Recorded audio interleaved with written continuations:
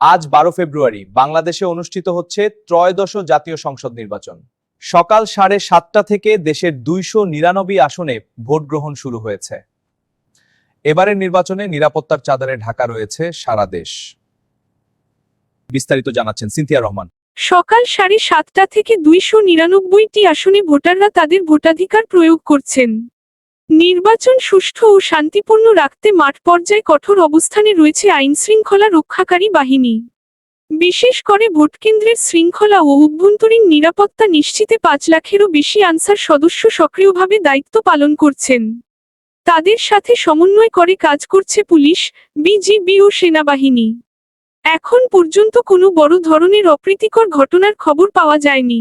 ভোটারদের উপস্থিতি, বিশেষ করে তরুণদের অংশগ্রহণ চোখে পড়ার মতো।